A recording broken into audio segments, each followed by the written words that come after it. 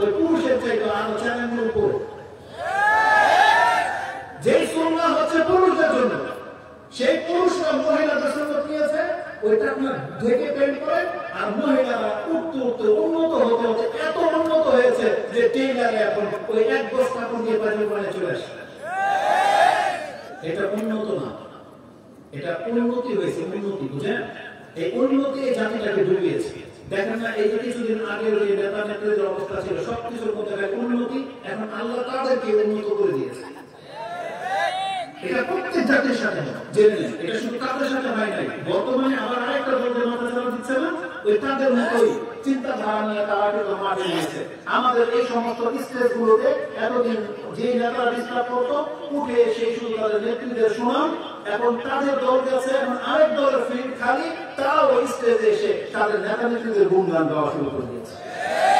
অথচ এটা মুসলিমদের স্টেজ, এখানে যদি গুণগান গাইতে হয়, কার গাইতে হবে? একমাত্র আল্লাহ। কার?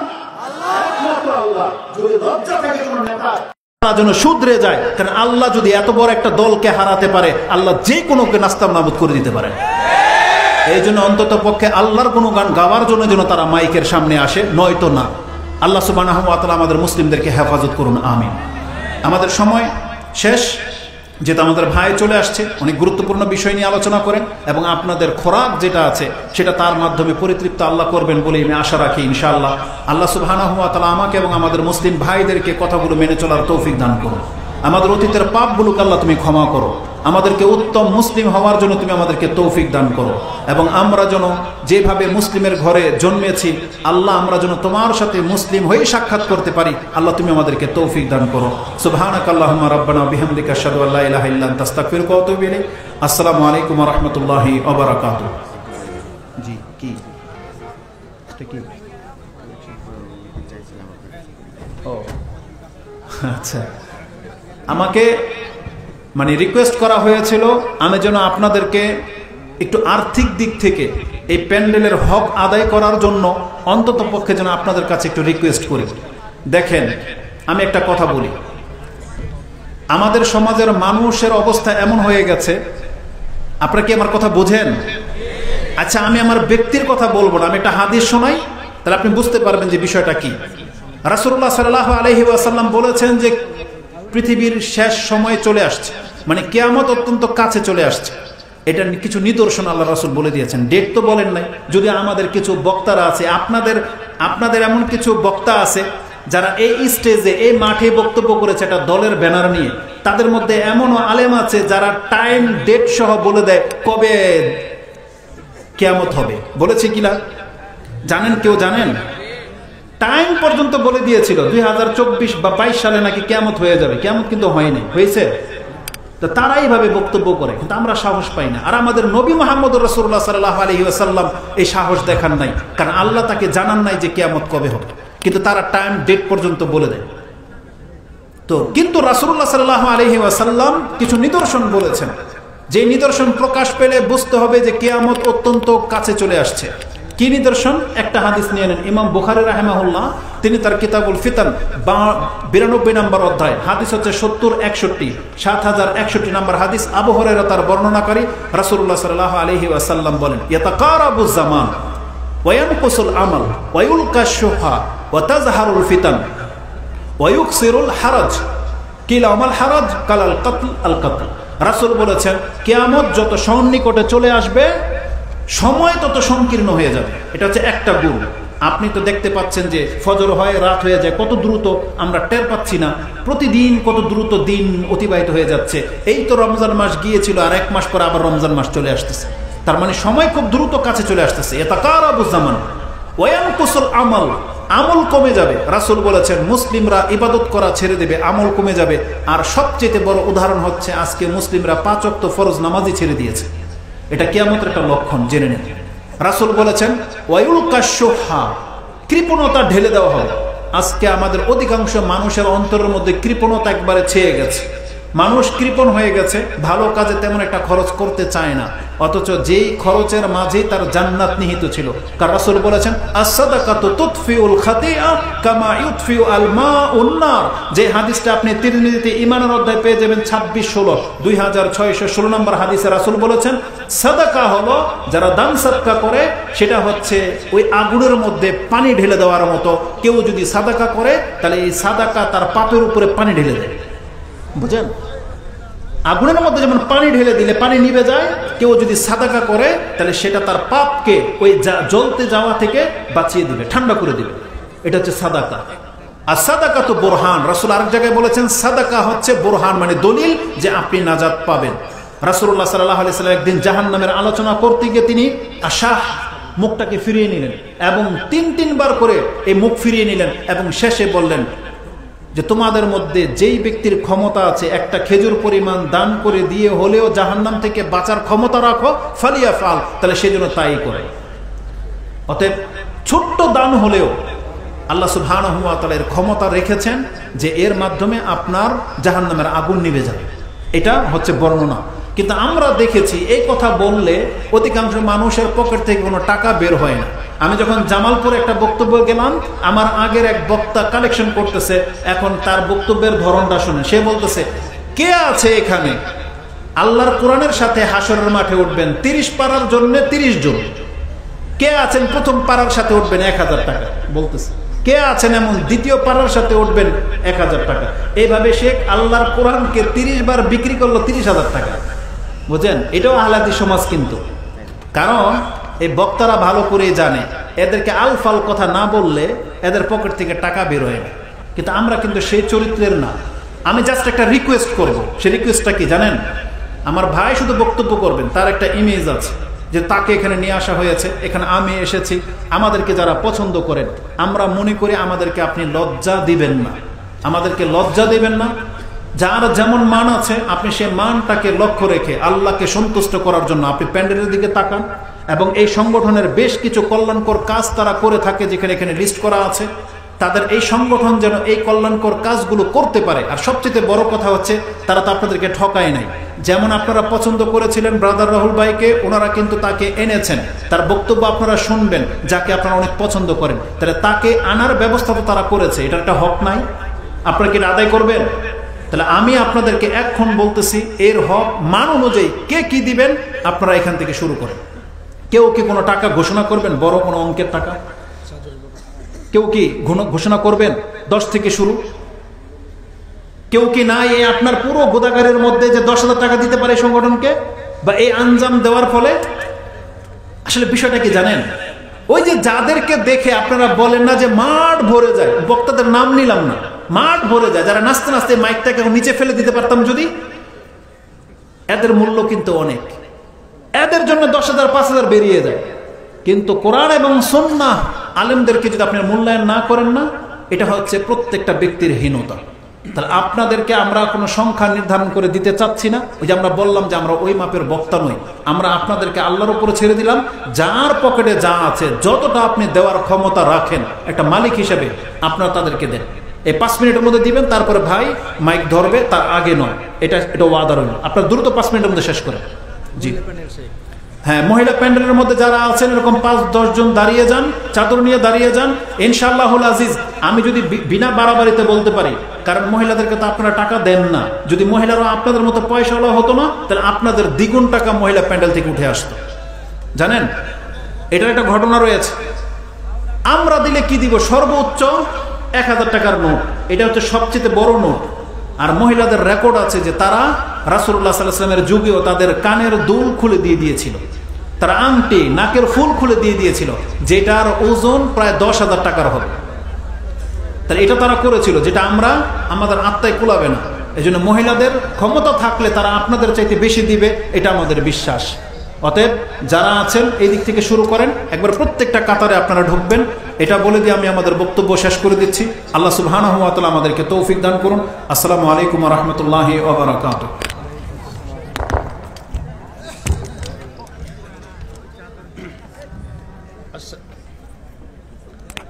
আসসালামু আলাইকুম ওয়া রাহমাতুল্লাহি ওয়া বারাকাতুহু। আলহামদুলিল্লাহ, আমরা দীর্ঘক্ষণ ধরে আজকের দ্বিতীয় মেহমান মাহমুদ বিন কাসেমের কাছ থেকে আমাদের জীবন ঘনিষ্ঠ পবিত্র কোরআন ও সুন্নাহর আলোকে আলোচনা শুনছিলাম।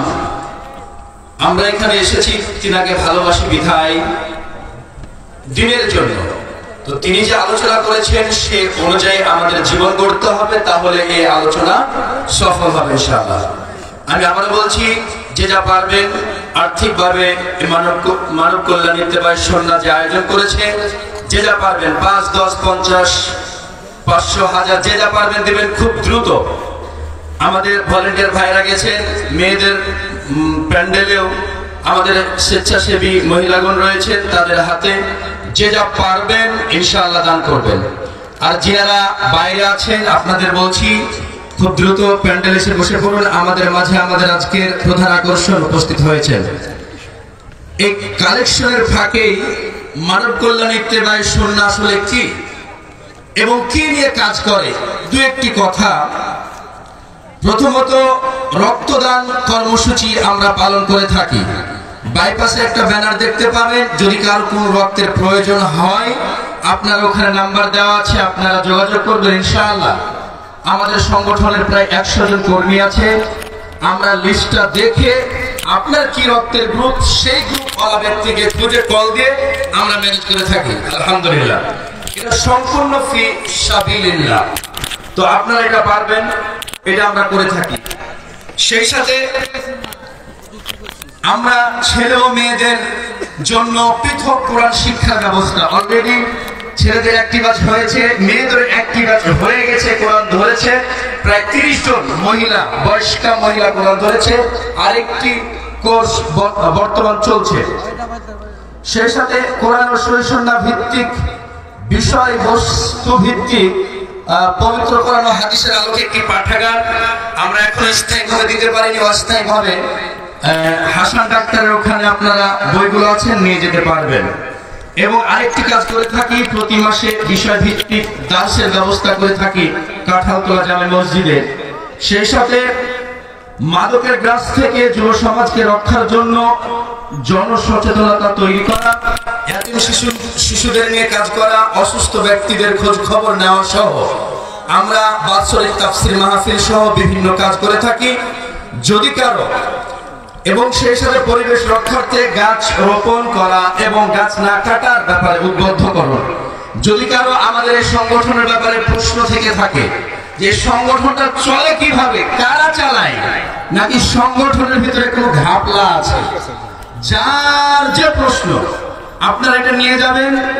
আমাদের ইত্তেফাক সুন্নাহ কাঁঠালতলাতে আসবেন, মিনহাজ ভাই আছে, হাসিম ভাই আছে, জসিম কসমেটিক, রেলগেটের সুমন ভাই আছে। আপনারা আসবেন, যোগাযোগ করবেন, তদন্ত চালাবেন, কোনো সমস্যা নেই। আর যদি কেউ এই সংগঠনের সদস্য হতে যান, আপনারা আসবেন, নাম্বার দিবেন বা নাম দিবেন, ইনশাআল্লাহ আপনারা হতে পারবেন। সম্মানিত উপস্থিতি, যাই হোক, আমাদের শুনলেন ইত্তেফাক সুন্নাহ আমাদের লক্ষ্য এবং উদ্দেশ্য।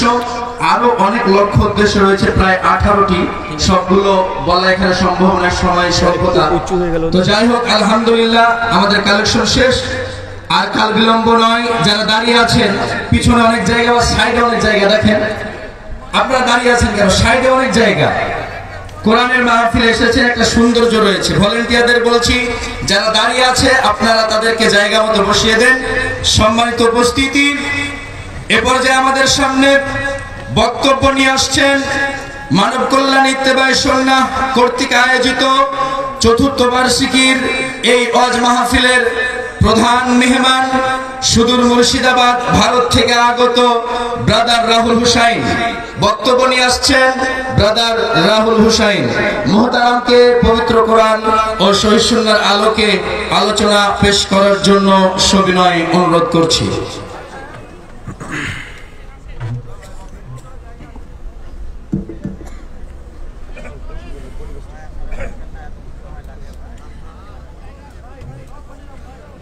আসসালামু আলাইকুম ওয়া রাহমাতুল্লাহি ওয়া বারাকাতুহু।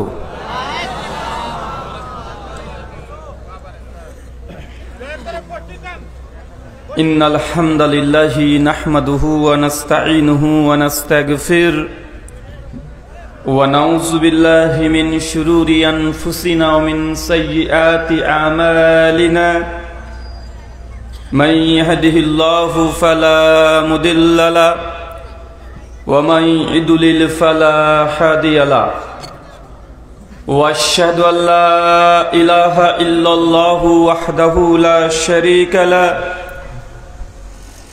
وأشهد أن محمدا عبده ورسوله أما بعد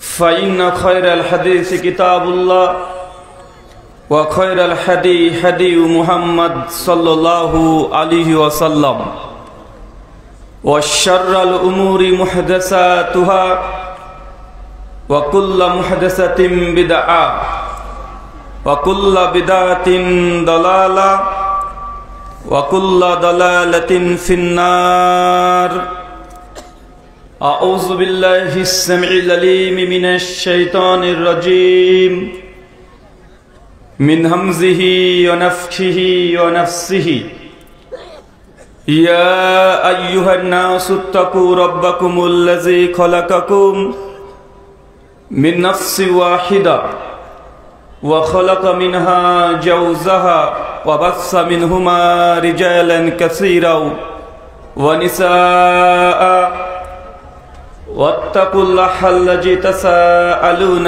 به والأرحام إن الله كان عليكم رقيبا يا أيها الذين آمنوا اتقوا الله حق تقاته ولا تموتن إلا وأنتم مسلمون يا أيها الذين آمنوا اتقوا الله وقولوا قولا سديدا يصلح لكم أعمالكم يغفر لكم ذنوبكم ومن يطع الله ورسوله فقد فاز فوزا عظيما قال رب اشرح لي صدري ويسر لي أمري واحلل عقدة من لساني يفقه قولي ربي زدني علما وزدني فهما সমস্ত প্রশংসা সেই মহান সত্তা আল্লাহ সুবহানাহু ওয়া তাআলার জন্য, যিনি আমাদের সৃষ্টি করেছেন। শুধু সৃষ্টি করেননি, এই পৃথিবীতে সহস্র কোটি মাখলুকাত সৃষ্টি করার পরেও যিনি আমাদের এই মানব জাতিকে সর্বশ্রেষ্ঠ জাতি, সর্বশ্রেষ্ঠ মাখলুকাত এবং সর্বশ্রেষ্ঠ নবী মুহাম্মদ আরবি সাল্লাল্লাহু আলাইহি ওয়াসাল্লামের উম্মত হিসেবে প্রেরণ করেছেন, সেই মহান সত্তা আল্লাহ সুবহানাহু ওয়া তাআলার সংক্ষিপ্ত শুকরিয়া সুজুদ আদায় করি। তার নিজের শেখানো ভাষা দিয়ে সকলে এক বাক্যে পড়ি আলহামদুলিল্লাহ। অতঃপর সহস্র কোটি দুরুদ এবং সালাম বর্ষিত হোক নবীউর রাহমা মুহাম্মদ সাল্লাল্লাহু আলাইহি ওয়াসাল্লামের প্রতি। মানব কল্যাণ ইত্তেবা সুন্নাহর উদ্যোগে এবং পরিচালনায় আজ চতুর্থ বার্ষিকী আজিমুশ-শান ওয়াজ মাহফিল তারিখ 23 ডিসেম্বর 2024। আজকের এই আলোচনা সভাটিকে সফল করার জন্য যারা সার্বিক দিক থেকে সাহায্য এবং সহযোগিতা করেছেন, তাদের প্রত্যেকের নাম স্বতন্ত্রভাবে নিয়ে শুকরিয়া আদায় করা সম্ভব নয়।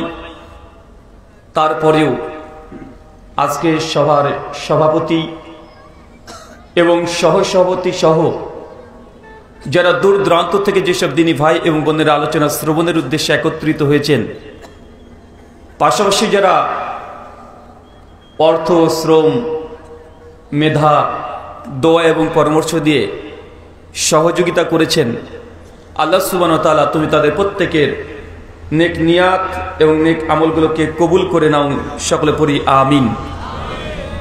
মহান সত্তা আল্লাহ সুবহানাহু ওয়া তাআলার কাছে দোয়া, এই প্রার্থনা, আল্লাহ সুবহানাহু ওয়া তাআলা আমরা মানুষ, আমরা কম বেশি ছোট বড় ভুল ত্রুটি বিচ্যুতি গুনাহ পাপ অন্যায় করে থাকি। আজকের এই আলোচনা সভার ওসিলায় আমাদের পেছনের ছোট ছোট গুনাহগুলোকে তুমি ক্ষমা করে দাও, সকলে পড়ি আমিন। সম্মানিত সুধী, বাদ মাগরিব থেকেই বিভিন্ন আলোচক তারা পবিত্র কোরআনুল কারীম এবং হাদিসে মুবারাকা থেকে অনেক গুরুত্বপূর্ণ আলোচনা আপনাদের সামনে পেশ করেছেন। আজকের এই আলোচনা সভার অন্তিম লগ্নে আপনাদের সামনে উপস্থিত হয়েছি একটি নির্দিষ্ট বিষয় নিয়ে কথা বলার জন্য। আজকে যে বিষয়ে গুরুত্বপূর্ণ আলোচনা করব, আলোচ্য বিষয়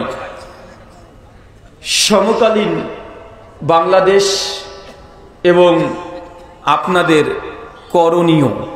কি বললাম বলেন তো, আরো জোরে বলেন। সমকালীন বাংলাদেশ এবং আপনাদের করণীয়,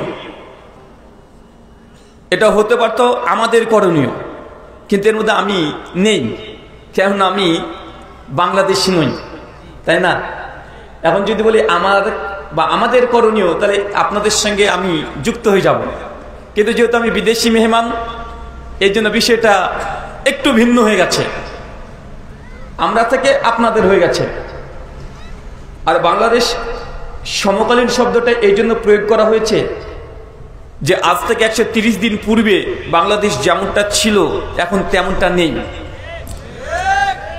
প্রত্যেক মানুষের মধ্যে লক্ষ্য করা যাচ্ছে তারা স্বাধীনতার যে স্বাদ, যে টেস্ট, এটা তারা পাচ্ছে, তাদের মুখ দেখে বোঝা যাচ্ছে। মানুষের মধ্যে একটা উচ্ছ্বাস, আনন্দ, উল্লাস, স্বাধীনতার অর্জন করেছে। এই জন্য বাংলাদেশের প্রত্যেকটা জায়গায় যেখানে আমরা যাচ্ছি না কেন, মানুষের মধ্যে একটা আলাদা প্রতিক্রিয়া দেখতে পাচ্ছি। তবে মনে রাখবেন, আপনারা যত না আনন্দিত, উল্লাসিত, উচ্ছ্বাস দেখাচ্ছেন, তাতে এখনো সেই আনন্দিত হওয়া, উল্লাসিত হওয়ার কোনো কিছুই ঘটেনি। এখনো অনেক কাজ বাকি আছে, এখনো কাজের কিছুই হয়নি। কেবল তো পথ চলা শুরু হয়েছে। অনেক বাধা বিপত্তি, অনেক চ্যালেঞ্জ আপনাদের সামনে আসছে এবং আসতে থাকবে। এই চ্যালেঞ্জগুলোকে মোকাবেলা করার পরেই যখন বাংলাদেশের এই ভূখণ্ড ইসলামের তথা কালেমার পতাকা উড্ডীন হবে, তখনই প্রকৃত আনন্দ উল্লাস করবেন, তখন শোভা পাবে। এখনই আনন্দের বা বিজয়ের আপনারা স্বাদ নিতে চেষ্টা করছেন। আজকের গোটা আলোচনাতে বোঝানোর চেষ্টা করব যে এখনো স্বাধীনতার কিছুই হয়নি। সমকালীন বাংলাদেশ আপনাদের করণীয়। ছোট্ট একটা প্রশ্ন করি। আচ্ছা চাচা, বলেন তো, আজ থেকে ৭০ বছর আগে বাংলাদেশ বলে কোনো দেশ ছিল? জোরে বলেন। ছিল না। আচ্ছা, পাকিস্তান বলে কোনো দেশ ছিল? হ্যাঁ, পাকিস্তান দেশ ছিল? পাকিস্তান ছিল না। কাশ্মীর, আফগানিস্তান, নেপাল, ভুটান, এগুলো কোনো কিছুই ছিল না। তখন একটাই দেশ ছিল, ইন্ডিয়া তথা ভারত, অখণ্ড ভারত। আর এই ভারতবর্ষে মুসলমানরা আজকে নয়, 96 হিজরিতে মোহাম্মদ বিন কাসেম সেই সময় ভারতের মধ্যে প্রবেশ করেছিলেন। একটা দুইটা বছর নয়, 100-200 বছর নয়, দীর্ঘ 700 থেকে 800 বছর ভারতের ভূখণ্ডে মুসলমানরা রাজত্ব করেছিল। কত বছর? 700 থেকে 800 বছর। আজ থেকে মাত্র 200 বছর পেছনে চলে যান, মুঘল সাম্রাজ্যের ইতিহাস। মুঘল কারা ছিল? সব মুসলমান। একটা দুটো বছর রাজত্ব করে নাই, 800 বছর। অনেক মানুষ, আমরা যারা আহলুল হাদিস সমাজে বসবাস করি, তাদের প্রতি একটা অভিযোগ করে। সে অভিযোগটা যে আহলে হাদিস এরা সব ছোট ছোট মাসালা নিয়ে পড়ে আছে। কে বুকের উপরে হাত বাঁধবে, কে নাভির নিচে হাত বাঁধবে, কে জোরে আমিন নাচতে আমিন, 8 টাকার তারাবি না 20 টাকার তারাবি, কাদের সে কাজ লাগাতে হবে কি হবে না, ফিতরার টাকা দিয়ে না খাদ্য দিয়ে, এই গুটি কয়েক মাসালা নিয়ে আহলে হাদিসরা সব সময় সোচ্চার থাকে। তারা কখনোই রাষ্ট্রে ইসলাম কায়েম হোক এটা চায় না, বরং তারা এর মর্মে কোনো কাজই করে না। একটা অভিযোগ আছে না, আমি এই অভিযোগটাকে একটু উল্টো ভাবে চিন্তা করি। দেখেন তো আমার চিন্তার সঙ্গে আপনাদের চিন্তা মিলছে কিনা। তাদের উদ্দেশ্য যে রাষ্ট্রে ইসলাম কায়েম করতে হবে, প্রতিষ্ঠা করতে হবে। আর আহলে হাদিস সমাজ কোন রাষ্ট্রের আন্দোলন করে যে ক্ষমতায় যেতে হবে এই চিন্তা চেতনা তাদের মধ্যে দেখা যায় না।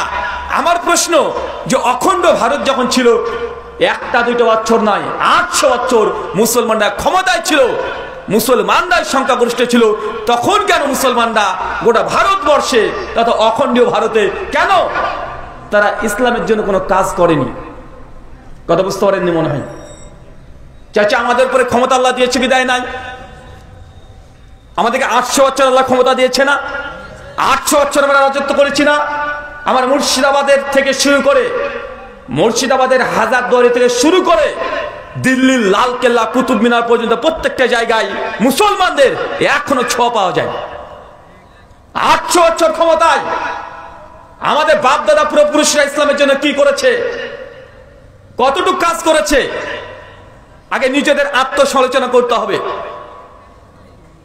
800 বছর ক্ষমতা থাকার পরেও মুসলিমদের জন্য যে বড় বড় ইউনিভার্সিটি একটা করেছে, এর কোনো নজির দেখানো যায়? কথা বলেন না। কি দেখা যায়? শাহজাহান তার স্ত্রীর জন্য 22 বছর সময় ব্যয় করে সেই সময় একটা তাজমহল তৈরি করেছে। মানে বউকে এত ভালোবাসে, মানুষকে দেখাতে গিয়ে 22 বছর শুধুমাত্র শ্রম দিয়ে একটা তাজমহল তৈরি করেছে। মুসলমানদের ফায়দা কি হয়েছে? বাংলাদেশে মুসলিমদের সংখ্যা 18 কোটি জনসংখ্যা, লাগভাগ 16 কোটি আপনারা মুসলমান আছেন। পাকিস্তান 20 কোটি মুসলমান আছে। ইন্ডিয়া 37 থেকে 40 কোটি মুসলমান আছে। যদিও আমরা সংখ্যালঘু, তারপরে 37 থেকে 40 কোটি মুসলমান। স্পেন, এই দেশটার কথা মনে আছে? হ্যাঁ, এই দেশটা মুসলমানরা 800 বছর ক্ষমতায় ছিল। কত বছর? 800 বছর। কত আলেম ওলামা স্পেন দেশে জন্মগ্রহণ করেছে। কিন্তু আজকের দিনে আপনি যদি স্পেনে ভিসা চান, যদি ভিসা চাইতে যান, নামের আগে যদি মোহাম্মদ দেখে আর ছবিতে যদি দাড়ি দেখতে পাই, আপনাকে লাথি মেরে এমবিসি থেকে বের করে দিবে, আপনাকে ভিসা দেবে না। অথচ এই দেশগুলোকে আমরা 800 বছর শাসন করেছি। ফিলিস্তিনে বাইতুল মুকাদ্দাস আজকে ইহুদিরা কবজা করে রেখে দিয়েছে। অথচ ফিলিস্তিনের ইতিহাস, ওমর ইবনুল খাত্তাব 23 হিজরিতে, আজ থেকে প্রায় 1300 বছর আগে ওমর বিন খাত্তাব গোটা ফিলিস্তিন ভূখণ্ডকে দখল করেছে। মুসলমান দীর্ঘদিন ধরে রাজত্ব করেছে, কিন্তু কয়েকশো বছর থেকে আজকে ফিলিস্তিন এই ভূখণ্ড মুসলমানরা আজকে ওই দেশে নির্যাতিত না? এই সময়তে বাংলাদেশে আমরা আলোচনা করছি, হাজার হাজার মানুষ, আলহামদুলিল্লাহ, কোনো ভয় নেই, চিন্তা নেই, টেনশন নেই, কোন রকমের সমস্যা হচ্ছে না। কিন্তু আজকের দিনে এই সময়তে ফিলিস্তিনের মুসলিমদের উপরে দীর্ঘ 1 বছর 3 মাস ধরে নির্যাতন চলছে। এখনো রক্ত নিয়ে তারা হোলি খেলা খেলছে না? আমার প্রশ্ন যে গোটা বিশ্ব জগৎ একটা সময় মুসলমানরা রাজত্ব করেছে, 800 বছর শুধু ভারতকে স্বাধীন করেছে, শাসন করেছে, তারপরে আমাদের অর্জিত এই রাষ্ট্র, এই দেশ, এই ক্ষমতা কেন আজকে কাফেরদের হাতে চলে গেছে? এই পয়েন্টটাকে আপনাকে বের করতে হবে। আল্লাহ ক্ষমতা দেয়নি তা নয়। আপনি এখন এসে বলছেন যে দিন কায়েম করতে হবে। আরে 800 বছর তো ছিল আমাদের হাতে, কেন আমাদের অর্জিত ক্ষমতা, আমাদের পাওয়ার, আমাদের রাজত্ব কাফেরদের হাতে চলে গেছে? কেন? এই পয়েন্ট যতক্ষণ বের করতে না পারবেন ততক্ষণ ইসলামী বিপ্লব এই উপমহাদেশে ঘটানো সম্ভব নয়। আপনি ছোট্ট একটা জায়গা নিয়ে ভাবছেন কেন? ছোট্ট একটা জায়গা নিয়ে কেন ভাবছেন? বৃহত্তরের স্বার্থে গোটা বিশ্বকে নিয়ে ভাবতে হবে। আমরা তো সে মুসলমান। যদি ফিলিস্তিনে একজন মুসলিমের উপরে যদি নির্যাতন করা হয়, একটু যদি আঘাত করা হয়, বাংলাদেশের মুসলিম আপনি হলেও সেই আঘাতের কথা শোনার সঙ্গে সঙ্গে হৃদয় থেকে রক্তক্ষরণ হবে, ব্যথা পাবেন। এটাই তো মুসলমান। এটা মুসলিম না? এটাই তো মুসলমান। মুসলমান একটা বদ্ধ জায়গার মধ্যে আবদ্ধ থাকে না। মুসলমান হচ্ছে উম্মাহ কেন্দ্রিক। গোটা বিশ্বের যে মুসলমানরা আছে তারা আমাদের ভাই কি ভাই নয়? কথা বলেন, তারা আমাদের ভাই। এখানে করে সীমানা রেখা দিয়ে মুসলমানদের ভালোবাসা, মুসলমানদের ইত্তেহাদ, একতা, ঐক্যকে কখনোই কোন কালেই আপনি আবদ্ধ করতে পারেন না। গোটা বিশ্ব জগতে মুসলিম জাতি রাজত্ব করেছে। কি এমন ঘটে গেল কয়েকশো বছর, মাত্র 100-200 বছরের মধ্যে মুসলিম জাতি আজ যেখানে আছে সেখানে নির্যাতিত, নিষ্পেষিত, লাঞ্ছিত, বঞ্চিত, পদদলিত হচ্ছে কি হচ্ছে না? কথা বলেন। আমি আজকে আলোচনার বিষয় নিয়েছি সমকালীন বাংলাদেশ এবং আপনাদের করণীয়। গতানুগতিক আলোচনা অনেক শুনেছেন। আমি মনে করি যে আহলে হাদিস সমাজ, এই সমাজ অন্য অন্য সমাজের চাইতে এই সমাজের মানুষেরা তারা একটা হলেও অন্য সমাজের চাইতে হাদিস বেশি জানে। একটা হলেও কোরআনের আয়াত অন্য সমাজের চাইতে বেশি জানে, কারণ তারা কোরআন আর হাদিসের আলোচনা ছাড়া কোন কিচ্ছা কাহিনী তারা শুনতে অভ্যস্ত না। আমি এটাও জানি যে ইসলামের এমন কোন হালাল হারাম, আদেশ নিষেধ, শিরিক বেদাত, তাওহীদ আমাদের সমাজের এমন কোন মানুষ নেই যারা জানে না। একই কথা আর কতদিন বলতে ভালো লাগে বলেন তো? একই কথা আমার পূর্বের আলোচক বলে গেছে। জুমার খুতবাতে আপনারা শুনেছেন, হাজার হাজার আলোচনা প্রোগ্রাম চলছে। একই কথা, নামাজ পড়তে হবে, রোজা করতে হবে, হজ করতে হবে, যাকাত দিতে হবে, শিরিক করা যাবে না। আর একই জিনিস আর কতবার বলতে, কিভাবে বললে আপনারা মানবেন? একই কথা কতবার বলতে ভালো লাগে? কতবার বলবো? কোন হাদিস আপনারা জানেন না? কোন আমলটা আপনারা জানেন না? কোন জিনিসটা নিষিদ্ধ ইসলামে এটা আপনাদের অবগতিদের মধ্যে নেই? চাচা, আপনি হাদিস জানেন না? মান তারাকা সালাতা মুতাম্মাদান ফাকাদ কাফারা। যে ব্যক্তি ইচ্ছাকৃত নামাজকে ত্যাগ করে দিয়েছে ওই ব্যক্তি কাফের। সেই মুসলিম হাদিস না 253 কিতাবুল ঈমানে আছে। এই হাদিস জানা আছে না? জানা আছে না নাই? আরে হাদিস আপনি জানেন, তারপরে যদি আজকে ফজরে 20 জন মুসল্লি যদি মসজিদে না হয়, আমরা কি করতে পারি? দীর্ঘ 34 বছর ধরে শেখ আব্দুর রাজ্জাক বিন ইউসুফ হাফেজাহুল্লাহ বাংলাদেশের টেকনাফ থেকে তেতুলিয়া পর্যন্ত একই কথা 34 বছর ধরে বলছে, নেসাউন কাসিয়াতুন আরিয়াতুন, ওই মহিলা জান্নাতে যাবে না যে পোশাক পরেও উলঙ্গ। তারপরে যদি আপনার মা বোন স্ত্রী উলঙ্গ পোশাক পরে রাস্তায় চলে, আমরা কি করতে পারি? কথা বলে বুঝতে পারলেন আপনারা? আপনাকে কোনটা শেখাবো? আপনি সব জানেন, আপনি মানেন না, আপনি মানতে চাচ্ছেন না। কিভাবে আপনাকে মানাবো? কত পরিশ্রম করতে হচ্ছে যে আপনারা কথাগুলো যেন বিশ্বাস করেন, আমলে যেন নেন। এই জন্য আমরা যতটা করার চেষ্টা করছি। আপনারা কাটা কাটা কণ্ঠে বক্তব্য শুনতে চান না। সুর দিয়ে আপনাকে জমিয়ে রাখার জন্য বক্তারা কোরআন হাদিসের কথা বলছে, তাতেও হচ্ছে না। আপনাকে বলে দেওয়া হচ্ছে গজলের সুরে, গানের সুরে, এমনকি আপনাকে পৃষ্ঠা নাম্বার, হাদিস নাম্বার, আয়াত নাম্বার, লাইন নাম্বার সব বলে দেওয়া হচ্ছে। তারপর যদি আপনারা না মানতে চান, আমরা কি করতে পারি? কারণ আপনি হাদিস শোনেন নাই। কেউ যদি জেনে বুঝে 1 টাকা সুদ খায়, মায়ের সঙ্গে জেনা করলে যে পাপ হয়, আপনি একাই সে পাপ করছেন। এ হাদিস জানা আছেন আপনার? জানা আছে না নাই? আরে আপনি তো জানেন, তো জানেন, হিন্দুরাও জানে সুদ খাওয়া হারাম। তারপরে মুসলমান যদি সুদ খায়, আমরা কি করতে পারি? আপনি এই হাদিসে জানেন, লা ইয়াদখুলুল জান্নাহ, ওই ব্যক্তি জান্নাতে যাবে না। আল কাতে, যে সম্পর্ক ছিন্ন করেছে, রক্তের সম্পর্ক যে ছিন্ন করেছে, সে জান্নাতে যাবে না। আপনি বড় ভাই, বোনের বিয়ে হয়ে গেছে, 4 বছর হলো, আপনার বাবা মারা গেছে, বোন 4 বছর পরে সে বলছে, বড় ভাই আব্বার সম্পত্তির ভাগ চাই, আমি 2 কাঠা জমি পাবো, আমাকে দাও। আপনি চট করে রেগে গিয়ে বলছেন বোনকে, খবরদার, জমি বলে যদি বাড়িতে এসেছিস তোর সঙ্গে কোনো সম্পর্ক নেই। ভাই বোনের মধ্যে সম্পর্ক ছিন্ন। সমাজে আছে না নাই? কথা বলেন। আছে, কিন্তু আপনি কি হাদিস জানেন না? হাদিস তো আপনার জানা আছে, রক্তের সম্পর্কে ছিন্ন করে জান্নাতে যাবে না। ও হজ করুক, যাকাত দিক, 100 বার উমরা করুক, তারপরেও তাকে জাহান্নামে থাকতেই হবে। একদিনকার জন্য হলেও আল্লাহকে জাহান্নামে দাও দাও করে জ্বালাবে। আপনি হাদিস জানেন, তারপর যদি আমল না করেন, আমরা কি করতে পারি?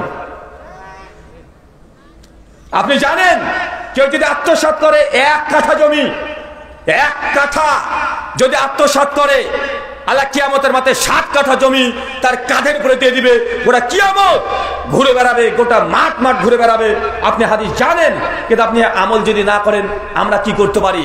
আমরা জোর করতে পারি না, জাস্ট আপনাকে বলতে এসেছি, বলেই চলে যাব।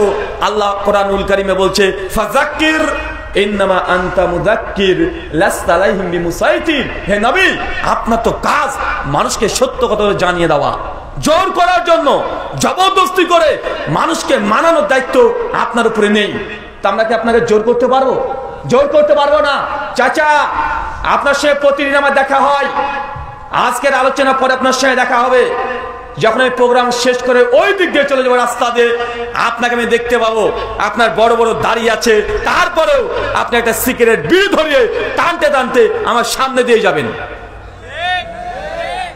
তা আলোচনা শুনে কি হলো? আপনি তো জানছেন নেশাদার দ্রব্য খাওয়া পান করা হারাম, কত কঠিন ভাবে আলোচকরা বলে বেড়াচ্ছে। তারপরে এখনো আমি আলোচনা করছি, আশেপাশে দেখেন কে বিড়ি টানছে, এখনো টানছে। আছে না নাই কথা বলে? আছে। তা আপনি জানেন না কোনটা? আমরা কনফিউজ, আলোচনা করতে গিয়ে কনফিউজ হয়ে যায়। আজকে কি বিষয়ের কথা বলবো, উম্মতকে কি শিক্ষা দেব, এটা কোনটা জানে না, কিভাবে বললে এরা কথাগুলোকে গ্রহণ করবে, আমরা নিজেরা কনফিউজ হয়ে যায়। তার জন্য আমি আজকে সিদ্ধান্ত নিয়েছি, বর্তমান প্রেক্ষাপট সম্পর্কে আপনার জানা উচিত, আপনার বোঝা উচিত যে মুসলমান কোথায় ছিল, আজকে কোথায় চলে এসেছে। আল্লাহ তো কোরআনে বলে দিয়েছেন, কুনতুম খায়রা উম্মাতিন উখরিজাত লিন-নাস, মুসলিম জাতি তোমরা হচ্ছে সর্বশ্রেষ্ঠ জাতি। দুনিয়ার মধ্যে যত মানুষ আছে সবচেয়ে শ্রেষ্ঠ জাতির নাম মুসলমান। সূরা আলে ইমরান আয়াত নম্বর 10। ভাই এই আয়াত জানা আছে না? জানা আছে না নাই? তো গোটা বিশ্বজগতের দিকে তাকিয়ে দেখেন, মুসলমান কোন দিক দিয়ে শ্রেষ্ঠ? রাজনীতি বুঝে, অর্থনীতি বুঝে, সমাজনীতি বুঝে, বিজ্ঞান বুঝে, সায়েন্স বুঝে? কিছুই বুঝে না। কিন্তু আজকে 500 বছর আগে চলে যান, গোটা বিশ্বকে মুসলমানের রাজত্ব করেছে না ভাইজান?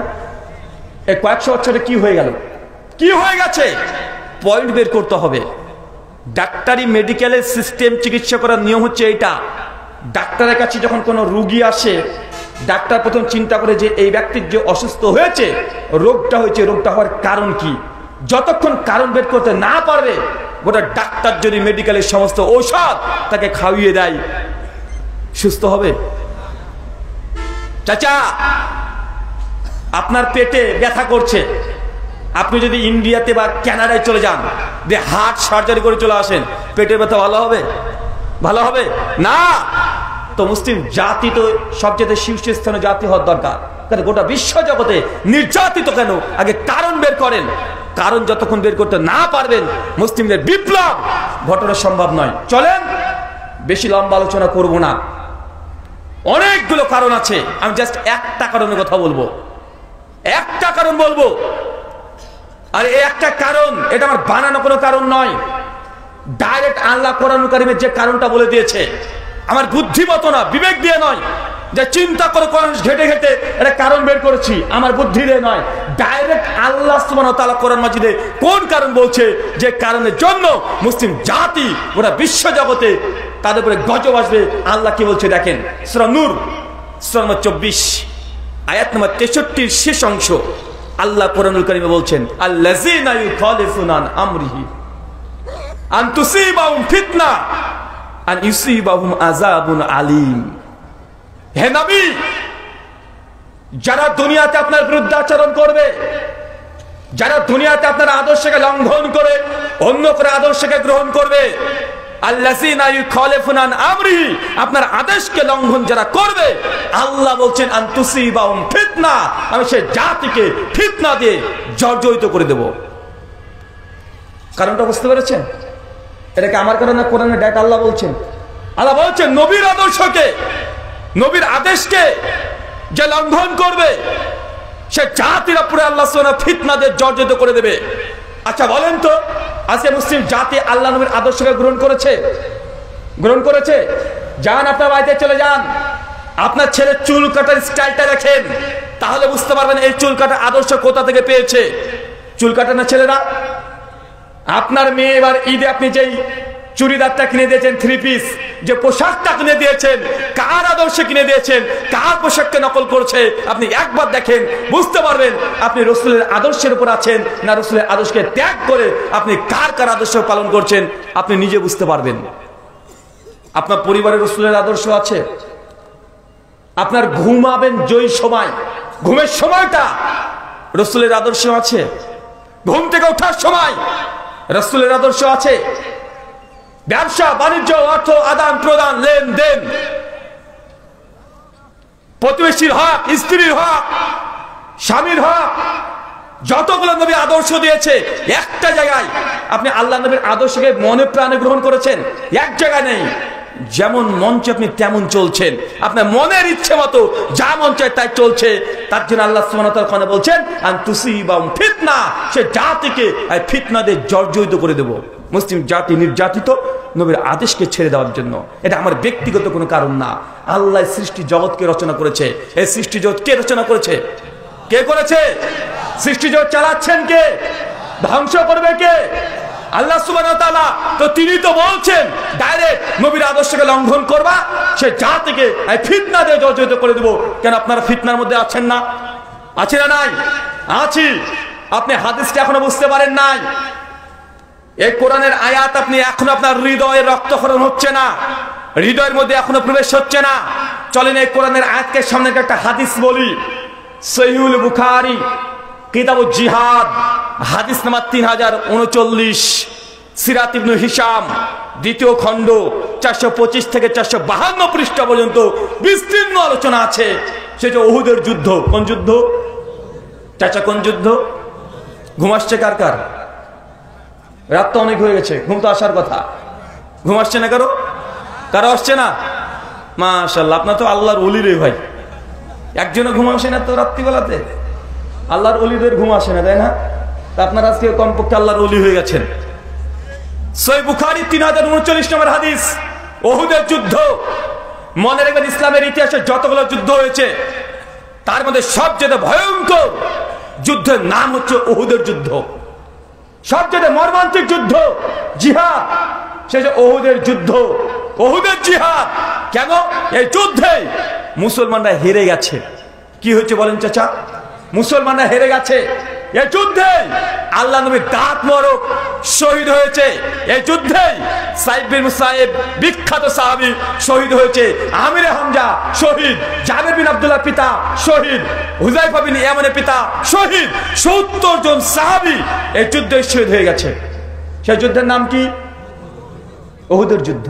চলেন এই হাদিসটা বলছি আপনাকে, এই হাদিসটা এক সাইডে রাখেন আর বর্তমানে বাংলাদেশের প্রেক্ষাপট এক সাইডে রাখেন। আমি দুটোকে মেলানোর চেষ্টা করব। আপনারা দেখেন তো এই হাদিসের সঙ্গে বর্তমানে বাংলাদেশের যে সিচুয়েশন চলছে হুবহু মিলছে কিনা। আজকের দিনে সমকালীন বাংলাদেশ আর 1400 বছর আগে উহুদের যুদ্ধ। চলেন 1400 বছর আগে আপনি চিন্তা করেন, সেই সময় ধুধু প্রান্ত মরুভূমি।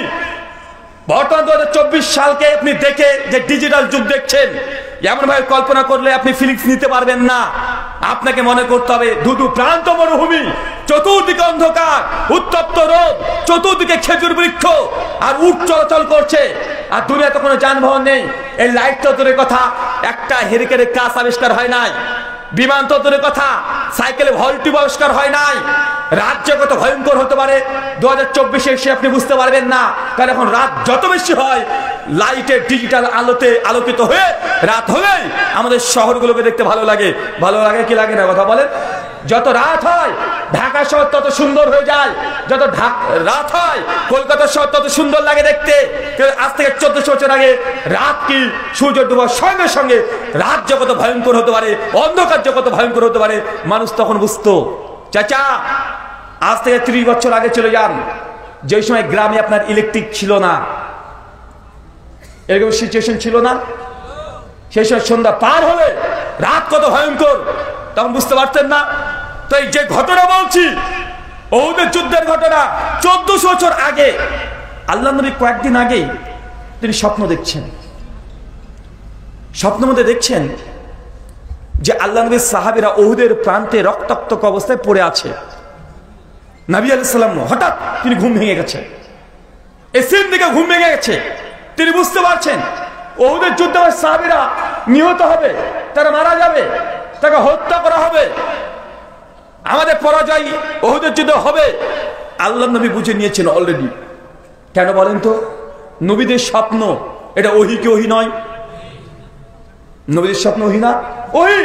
চাচা, নবী ইব্রাহিম আলাইহিস সালাম যে ইসমাইলকে কুরবানি দেবেন, এটা কি আল্লাহ ডিরেক্ট ওহী নিয়ে এসেছিলেন জিবরিল, না আল্লাহ স্বপ্নতে দেখিয়েছিলেন?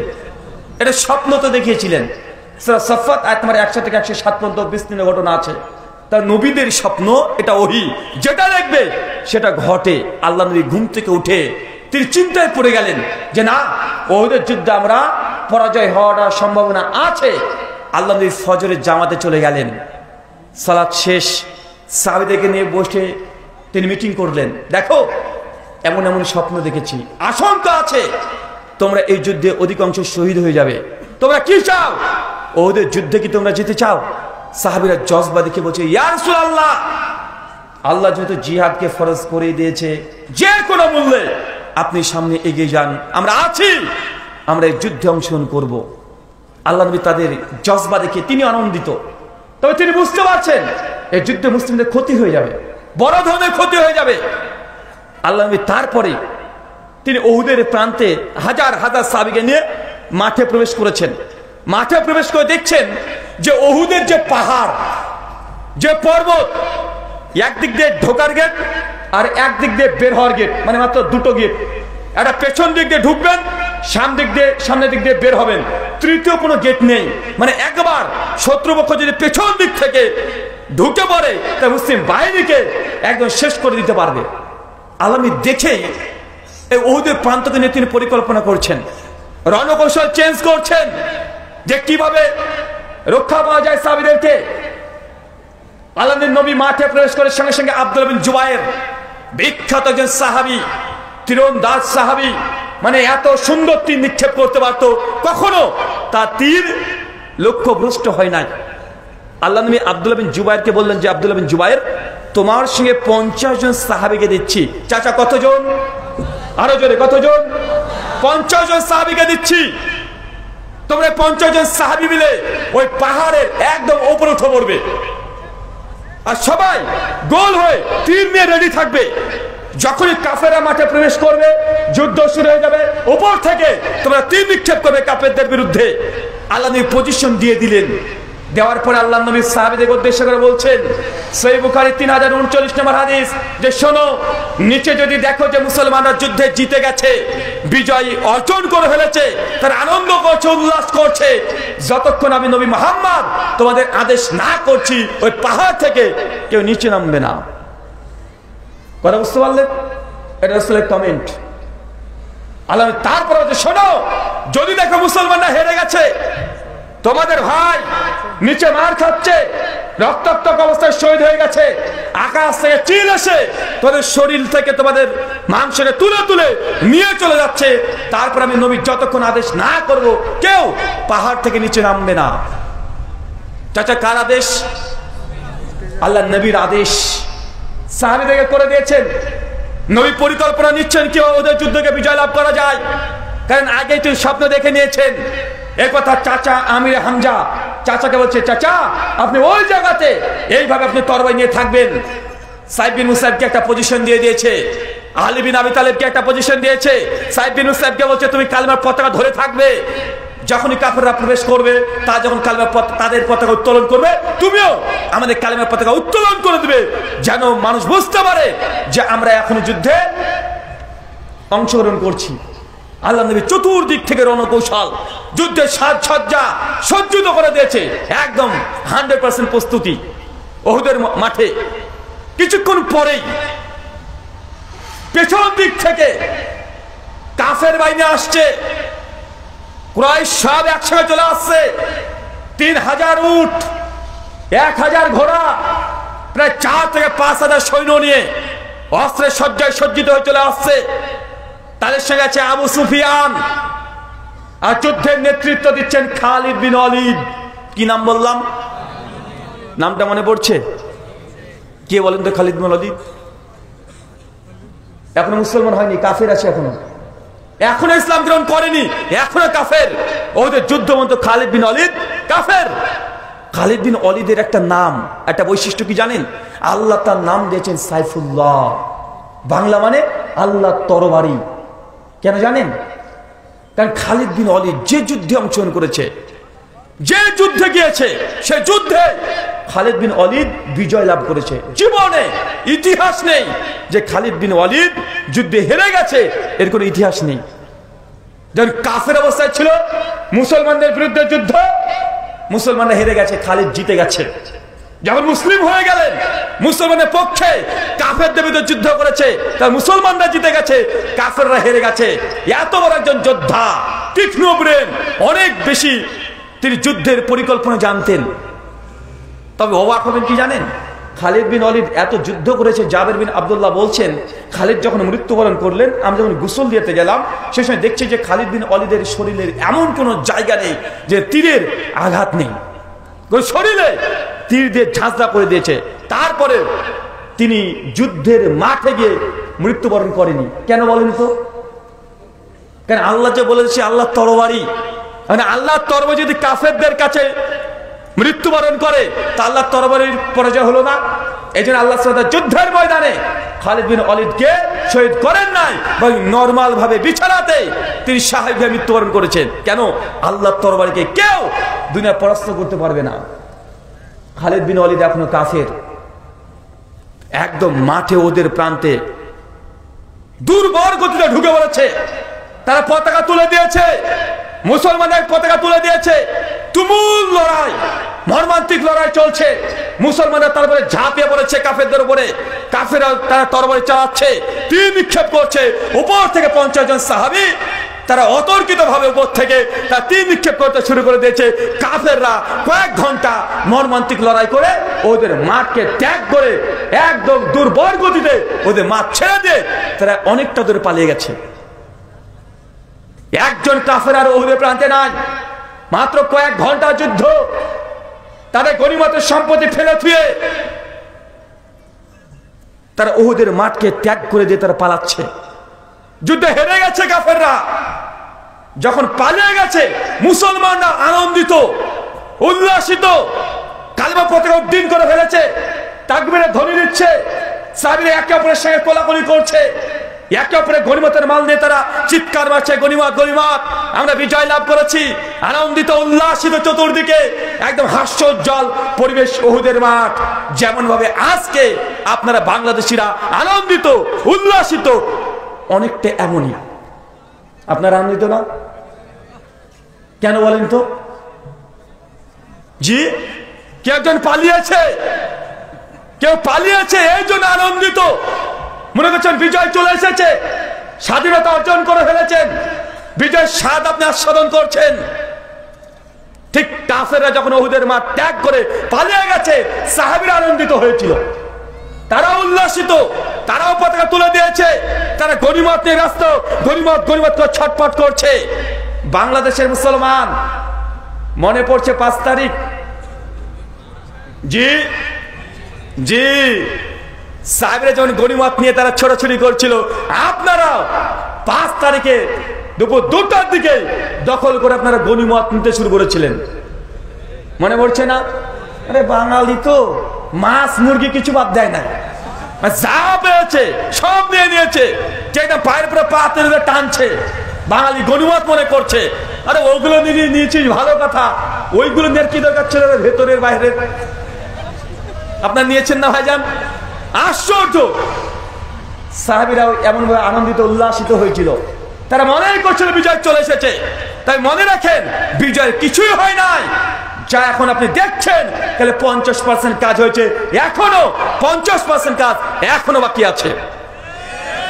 আর একটা ঝটকা দিয়ে 100% কাজ করে দেখছে বাংলাদেশ।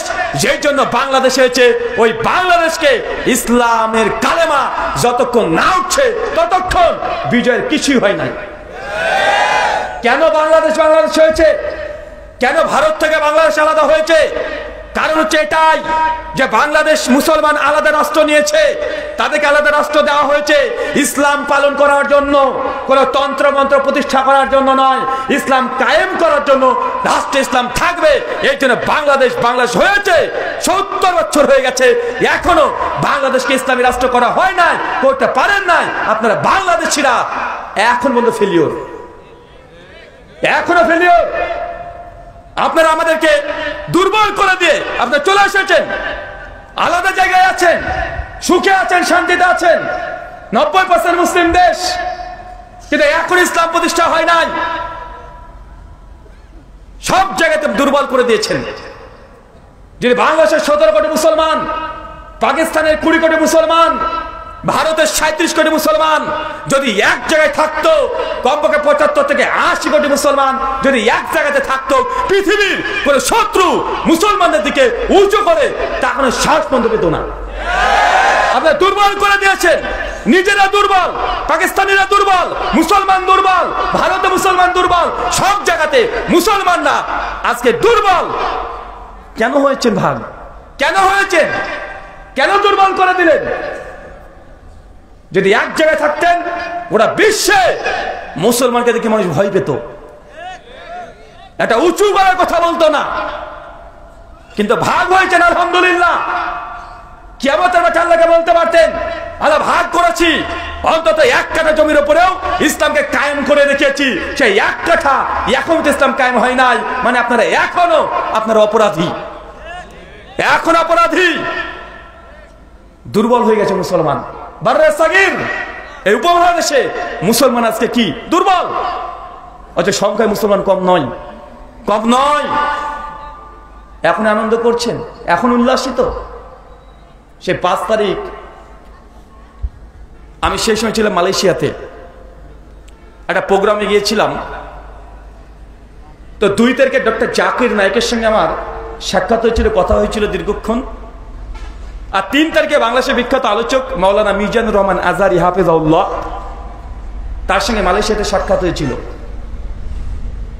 তো অনেক কথাবার্তা হয়েছে। তো সেই সময় গোটা বিশ্বের মিডিয়াগুলো বাংলাদেশকে ফোকাস করছে।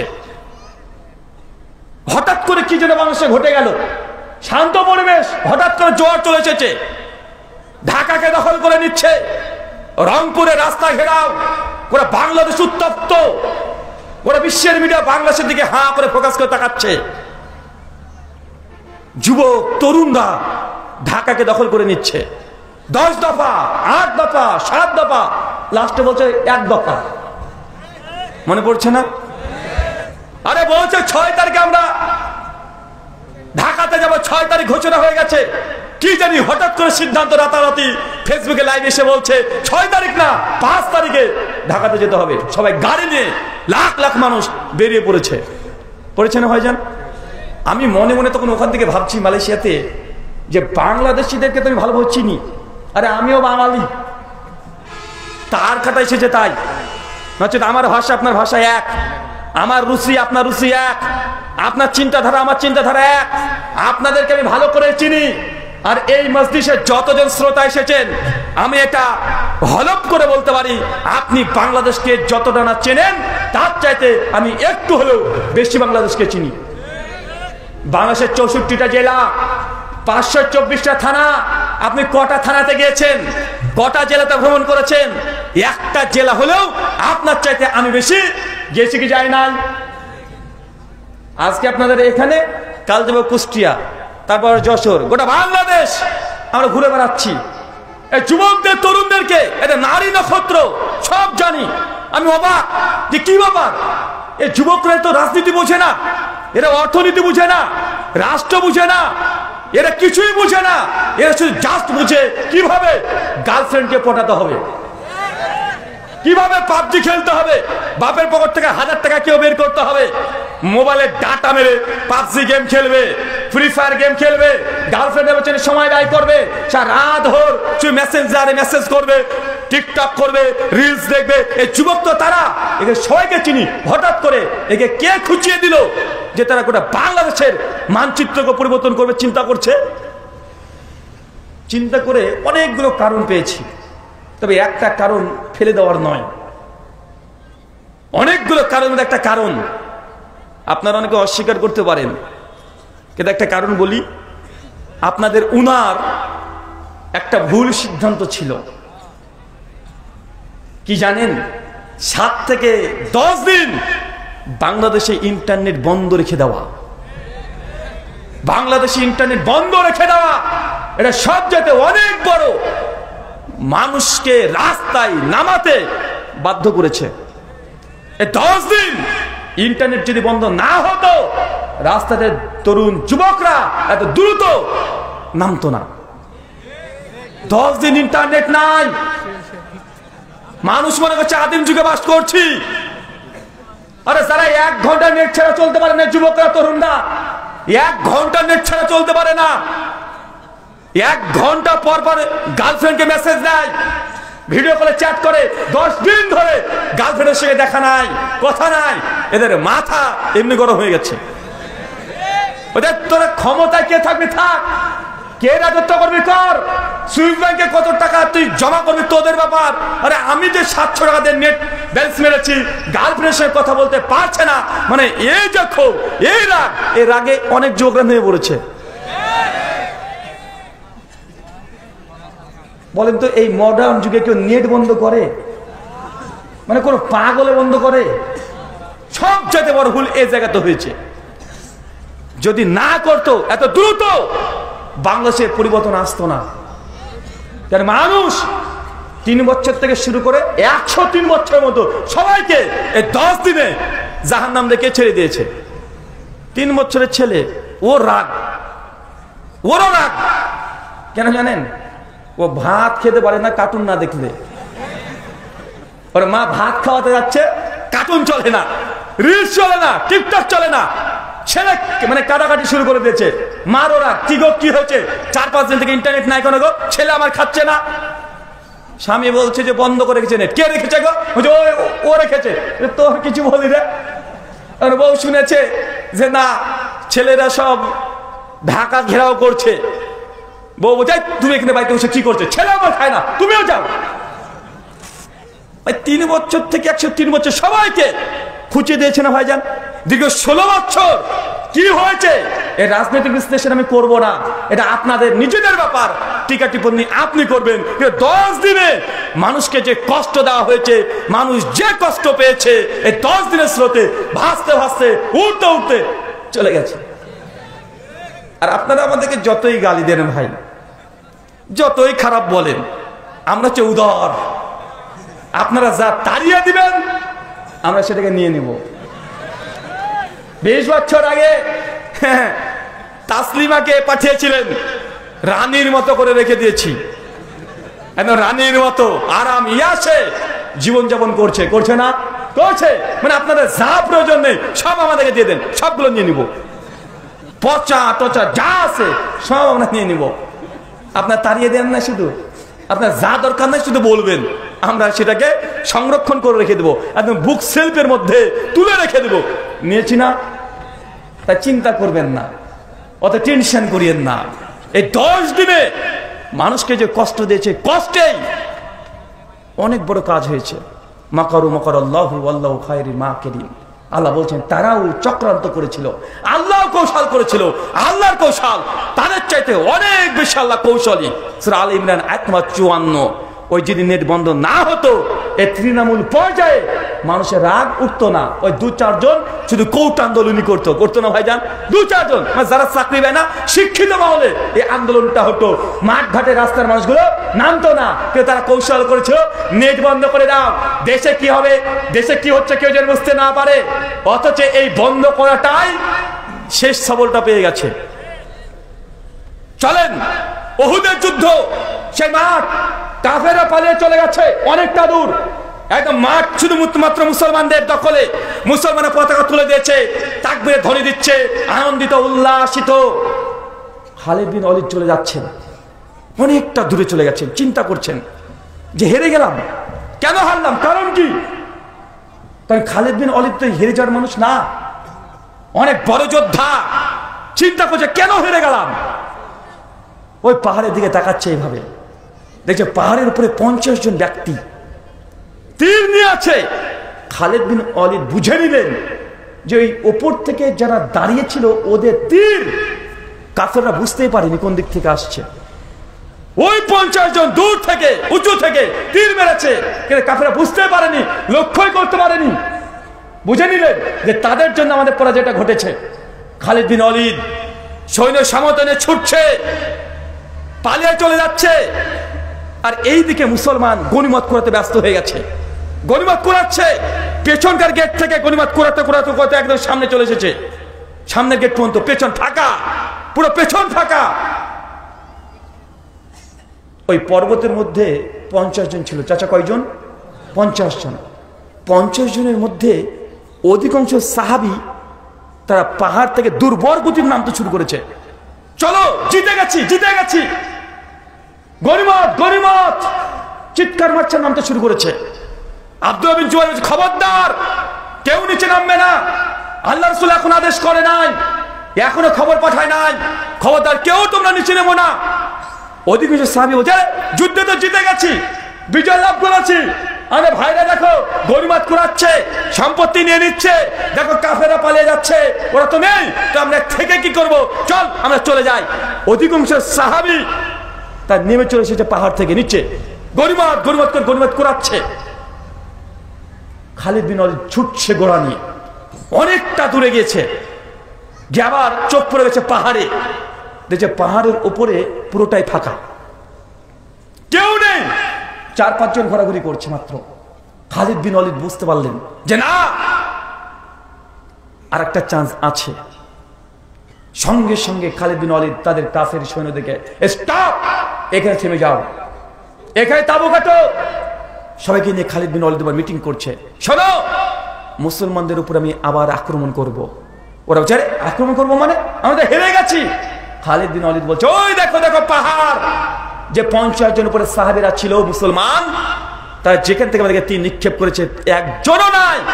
নিঃসন্দেহে মুসলমান এখন নিচে নেমে গিয়ে তারা গনিমত কুড়াতে কুড়াতে সামনের গেটে চলে গেছে, পিছন গেট ফাঁকা, কেউ নেই। আমরা আবারও পেছন দিক থেকে মুসলিমদের উপরে আক্রমণ করব। খালিদ বিন ওয়ালিদ যে চিন্তা, নতুন করে সজ্জায় সজ্জিত, অস্ত্রমস্ত্র নিয়ে রেডি, ঘোড়া নিয়ে তীরন্দাজ গতিতে ওহুদের প্রান্তে ঢুকে পড়ে উল্টো দিক থেকে এমন ভাবে অতর্কিত আক্রমণ, এমন আক্রমণ, কয়েক মিনিটে 70 জন মুসলমান সাহাবীকে শহীদ করে ছেড়ে দিয়েছে। আল্লাহ নবী ডাক মারক এই যুদ্ধে ভেঙে টুকরো টুকরো হয়ে গেছে। 5খানা নবীর উপরে তীর এসে পায়ে নিক্ষেপ করেছে। আমিরে হামজা শহীদ হয়ে গেছে। চাচা বলেন তো, অর্জিত যুদ্ধ, অর্জিত বিজয়, পতাকা উড্ডীন হয়ে গেছে, তারপরে ওহুদের যুদ্ধে পথ পরিবর্তন ঘটে গেছে। সেকেন্ড রাউন্ডে মুসলিমরা পরাজয়ের গ্লানি ভোগ করেছে, পেছন দিক থেকে আক্রমণ। আচ্ছা বলেন তো, বাংলাদেশকে নিয়ে পেছন দিক থেকে আক্রমণ করার চেষ্টা চলছে কি চলছে না? আনন্দিত কি সে তাহলে? কেন তো নিশ্চিন্তে ঘুমাচ্ছেন? চোখটাকে একটু খোলা রাখেন, কানটা একটু খোলা রাখেন, চক্রান্তের গন্ধ এবং দেখতে পাবেন, দুটোই পাবেন। আমি বিদেশি মেহমান, আমি সব কথা খুলে বলতে পারবো না, সব কথা পরিষ্কার করে বলতে পারবো না, অনেক প্রতিবন্ধকতা আছে। কেন আমাকেও যেতে হবে? হ্যাঁ, যদি আবেগে যদি বলে দিই কিচ্ছুই হবে না। তার কাটা যারা ছিল, তার কাটা দিয়ে কখনো কাজ হয় না। এই যে তার কাটা মানে মানুষের এই তার কাটা মানে ওই তার কাটা ভাবেন না, বর্ডার ভাবেন না, আবার মানে ব্রেনের তার কাটা যদি হয় কি হবে? হটকারিতা করে মুসলিমদের কোনো কল্যাণ হয়নি। এখন এই যুগ হচ্ছে অস্ত্র দিয়ে যুদ্ধ করার যুগ নয়, বুদ্ধিভিত্তিক লড়াইয়ের যুগ। যে যত বেশি বুদ্ধিভিত্তিক লড়াই করবে তারা তত বেশি গোটা বিশ্বকে জয় করতে পারবে। পারবে না ভাইজান? এখন হটকারিতা করে কিছু বলে দিলাম আর নবী ইউসুফের মতো গিয়ে থেকে গেলাম, সুন্নাত পালন অত সহজ নয়। কারণ হটকারিতা যারা করেছিল তাদেরকে দীর্ঘদিন ধরে কারাগারে ভোগ করতে হয় নাই, করতে হয়েছে। তাই থাকতে হবে, ফিল্ডে থেকে কাজ করতে হবে। তাই সব কথা পরিষ্কার করে বলা উচিত নয়, মানুষ বুঝে নিলেই হলো। আপনারা বুঝতে পারছেন না? বাংলাদেশকে নিয়ে উল্টো দিক থেকে পেছন দিক থেকে আক্রমণ করার চেষ্টা চলছে না? কয়েক মাস আগে দেখলেন হঠাৎ করে ঢাকাতে 200-300 ট্রাক ঢুকে পড়লো। কিসের আভাস? হাজার হাজার আনসার বাহিনী যে সময় বাংলাদেশকে গঠন করছে, মানুষ চিন্তা করছে নতুন করে সাজানো, নতুন করে গোছানো, হঠাৎ করে হাজার হাজার আনসার বাহিনী আন্দোলন করতে শুরু করে দিল। কিসের? পেছন থেকে কারা কলকাতা আসছে, পেছন থেকে আক্রমণের গন্ধ। কেন দেখলেন না চিটাগাং থেকে কাকে একজনকে তুলে দিল? তুলে দেওয়ার পরে সংখ্যালঘু ভিকটিম কার্ড খেলা হয়েছে কি হয় নাই? অনেকগুলো চেষ্টা করা হয়েছে, সব কথা পরিষ্কার করে বলা সম্ভব নয়। তার সংখ্যালঘু কার্ড এটাও খেলেছে, কয়েকশো চক্রান্ত তার পেছন থেকে আক্রমণ করার চেষ্টা করেছে। আলহামদুলিল্লাহ, বাংলাদেশের মানুষকে শুকরিয়া আদায় করি, আলিফ ভাইকে যখন হত্যা করা হয়েছিল অ্যাডভোকেটকে, সেই সময় আপনারা কোনো প্রতিবাদ করেন নাই, কোনো খারাপ কোনো দুর্ঘটনা ঘটান নাই। এর জন্য আপনাদেরকে সাধুবাদ, কারণ আপনি কিছু ঘটান, তারা এটাই চাইছে, কিছু একটা করে দেন, এটাই তারা চাইছে। বারবার খোঁচা দিচ্ছে, উল্টো পাল্টা মেসেজ, উল্টো পাল্টা খবর শুনতে পাচ্ছেন না? উল্টো পাল্টা মিথ্যা, ডাইরেক্ট মিথ্যা কথা বলছে। কেন? মানে এটা খোঁচিয়ে দিয়ে আপনারা কিছু একটা করেন, ওই তখন ওই করাটাকে নিয়ে গোটা বিশ্বের মিডিয়াকে দেখাবে, দেখো সত্যি বাংলাদেশে অনেক রক্তযোগ্য নিয়ে মুসলমানরা হোলি খেলছে, এটা প্রমাণ করার চেষ্টা করছে।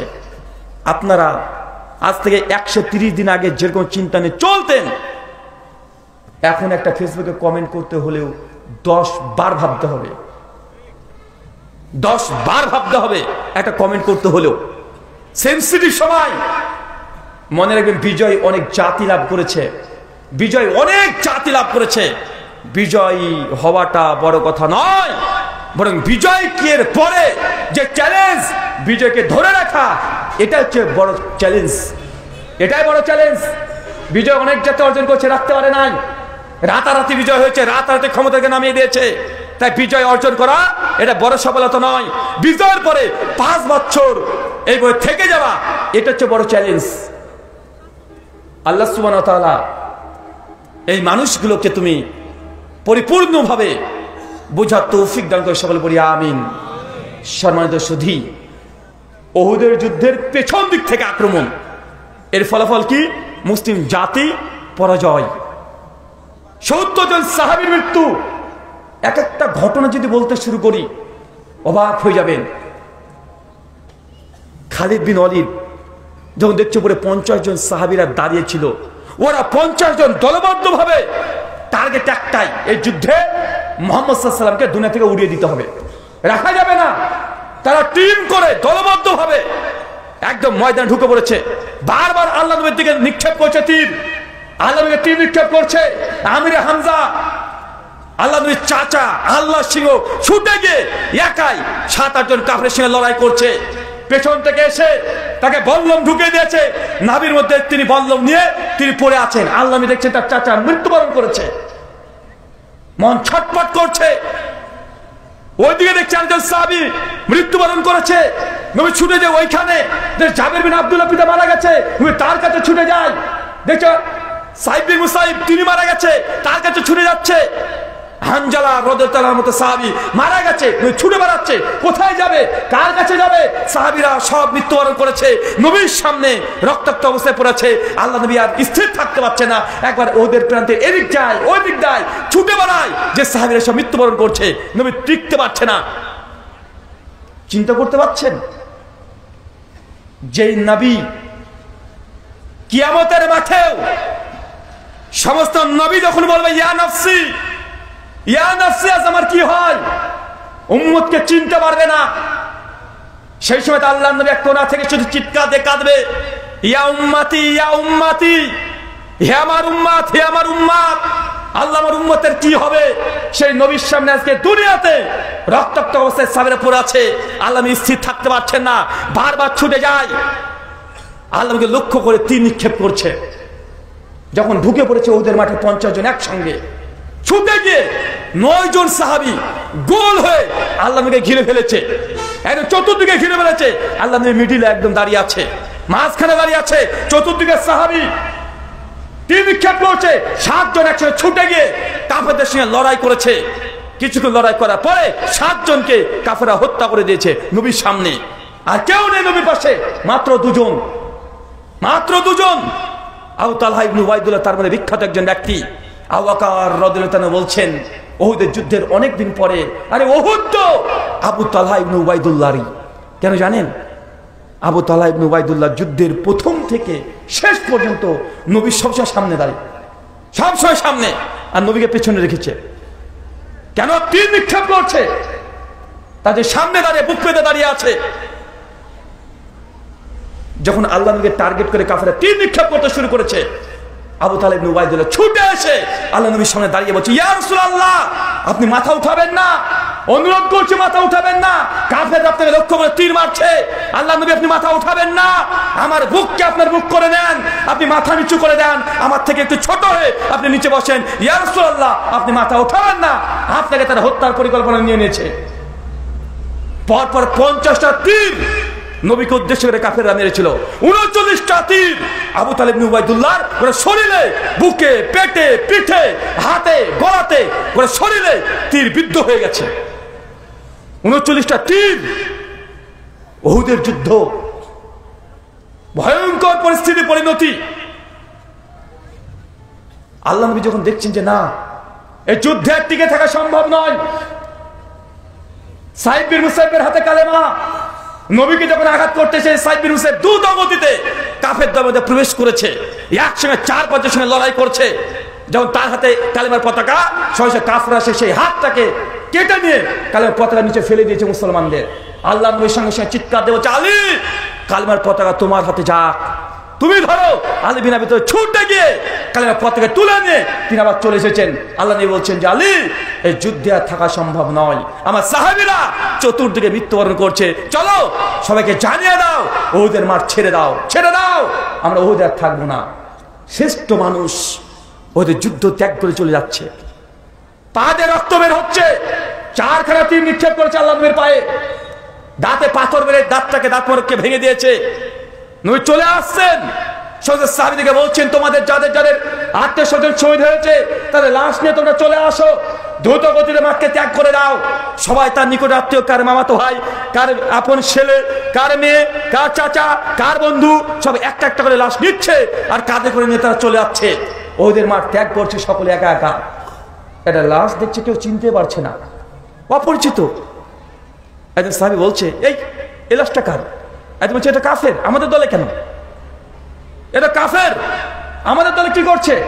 একজন সাহাবী সে বলছে, ইয়া রাসূলুল্লাহ, এই লোকটা উহুদের যুদ্ধের কয়েক ঘন্টা আগে কালেমা পড়েছে, সে আমার কাছে, সে কালেমা পড়েছে। লোকটা ন্যাংরা পায়ে চলতে পারে না, এসে আমাকে বলছে যে আমি আজকে স্বপ্ন দেখেছি যে কালেমা পড়ে মুসলমানদের দলে উহুদের যুদ্ধে আমি নবীর সঙ্গে অংশগ্রহণ করেছি, আর স্বপ্নে দেখছি যে কাফেররা একটা তীর এই আমার গলাতে মেরে আমাকে শহীদ করে দিয়েছে, আমি তোমার কাছে কালেমা পড়তে এসেছি। ওই সাহাবীর সঙ্গে সঙ্গে ন্যাংরা সাহাবীকে কালেমা পড়িয়ে দিয়েছে। যখন এই কালেমা পড়িয়েছে, ন্যাংরা সাহাবী বলছে, আমি তোমাদের সঙ্গে উহুদে যেতে চাই। সাহাবী বলছে, না, আরে তুমি গিয়ে কি করবে? তুই তো চলতে পারবে না, যুদ্ধে তুই যেও না। বলছে, না, আমার শখ, আমার চা যে আমি শহীদের মর্যাদা লাভ করব, আমি মুহাম্মদ সাল্লাল্লাহু আলাইহি ওয়াসাল্লামের সঙ্গে আমি যুদ্ধ করব, এটা আমার স্বপ্ন, আমার ইচ্ছা। ওই সাহাবী বলছে, তখন আমি তাকে নিয়েই উহুদের যুদ্ধে এসেছি। আল্লাহ নবী তার দিকে যখন তাকিয়ে দেখছেন, সত্যি ওর গলার এই জায়গাতে তীরটা লেগেছে, যে জায়গায় ও স্বপ্ন দেখেছে। আল্লাহ নবী বলছেন, যেই ব্যক্তি 1 রাকাত নামাজ পড়েনি, 1 রাকাতও নামাজ পড়েনি, কোনো আমল নেই, তারপরেও আল্লাহ শহীদ করে নিয়েছে। তারপরে শহীদ। সবাই চলে আসছে নিজের আত্মীয় স্বজনকে নিয়ে। হঠাৎ করে দেখছে একজন লাশ খুঁজে পাওয়া যাচ্ছে না, একজনকে খুঁজে পাওয়া যাচ্ছে না। আল্লাহ নবী বলছেন যে হানজালা কোথায়? আমার হানজালা লাশ কোথায়?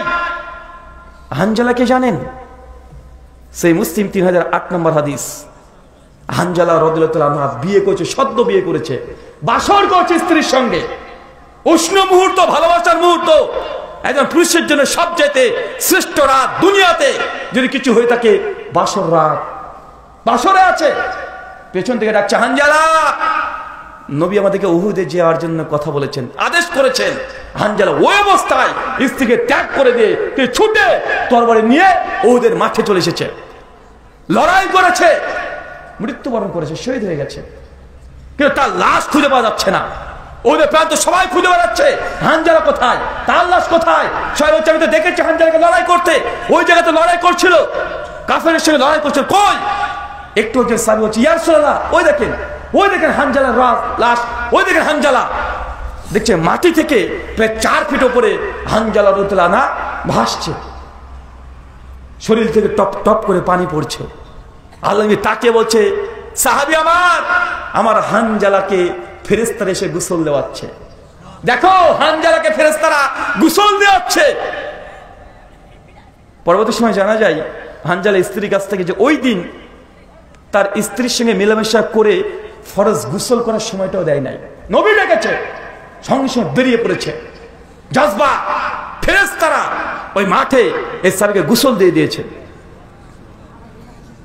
সবাই যখন ছুটে চলে আসছে, সবাই চলে যাচ্ছে, আল্লাহ নবীর পা থেকে সে রক্ত বেরিয়ে চলছে, হাঁটতে পারছে না।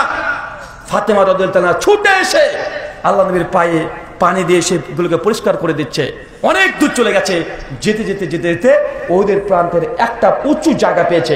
আল্লাহ নবী বারবার ওঠার চেষ্টা করছে, নবী উঠতে পারছেন না। আবু তালহা ইবনে উবাইদুল্লাহ পেছন থেকে ছুটে এসে, কে বলেন আবু তালহা ইবনে উবাইদুল্লাহ? 39 খানা তীর যার বুকে লেগে আছে, করে শরীর ঝাঁঝরা, ছুটে গিয়ে আল্লাহ নবীকে সৈন্য করে তুলে কাঁধে নিয়ে আবার ছুটতে শুরু করেছে। ইয়া রাসূলুল্লাহ, ছুটছে, 39 খানা তীর শরীরে বিদ্ধ আছে। চিন্তা করতে পারছেন? তার জন্য আমি আগেই বলেছি বিজয়ের ইতিহাস কম পড়বেন। বিজয়ের ইতিহাস যদি এই ছেলেরা পড়ে তাহলে তারা অনেকটা নিজে থেকে দুর্বল হয়ে পড়বে। পড়তে হবে পরাজয়ের ইতিহাস বেশি বেশি করে, আমাদের পূর্বপুরুষরা কোন ভুল করেছে, কোন ত্রুটি করেছে, যেই কারণে পরাজয়ের গ্লানি ভোগ করতে হয়েছে, এই ইতিহাস আগে পড়তে হবে। কেন? আল্লাহ নবী বলেছেন যে আমার মুসলমান মুমিন কখনো একই গর্তে 2 বার পা দেয় না। ইতিহাস এর জন্য লেখা হয় যেন ইতিহাস থেকে আপনি শিক্ষা নিতে পারেন যে আমাদের পূর্বপুরুষ কোন ভুলটা করেছে। তাই উহুদের যুদ্ধের মুসলমানরা যে হেরে গেছে, বিজয়ের পরেও এই গোটা ঘটনা বললাম, কারণ বলতে পারবেন কি কারণে মুসলমানরা হেরে গেল? কথা বলেন। জি, পাহাড় থেকে নেমে পড়েছিল। আপনাকে কারণ বের করতে হবে। বর্তমান বাংলাদেশের সিচুয়েশন আর উহুদের এই ঘটনা মিল আছে না নাই? কথা বলেন। প্রত্যেকটা জায়গাতে মিল আপনাকে ধরে ধরে দেওয়া যাবে। তাই আপনাদেরকে পয়েন্ট নিজেকে বের করতে হবে যে বিজয় যেন আবার ছিনিয়ে নিতে না পারে। আপনি বলছেন এখনই স্বাধীন, এখনো কিছু হয় নাই, এখনো রাষ্ট্র গঠন এখনো হয় নাই। বের করেন মুসলমানরা উহুদের যুদ্ধের যে ঘটনা বললাম, কোন কারণে মুসলমান বিজয়ের পরে আবার পরাজয়ের গ্লানি ভোগ করেছে, পয়েন্ট বের করেন তো। জি, নবীর আদেশকে লঙ্ঘন এক, আর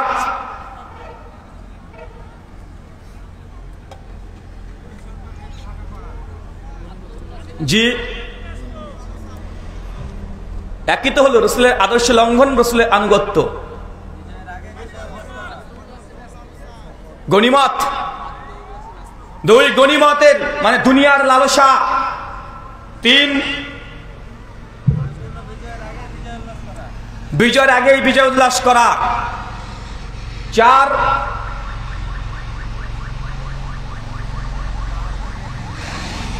জি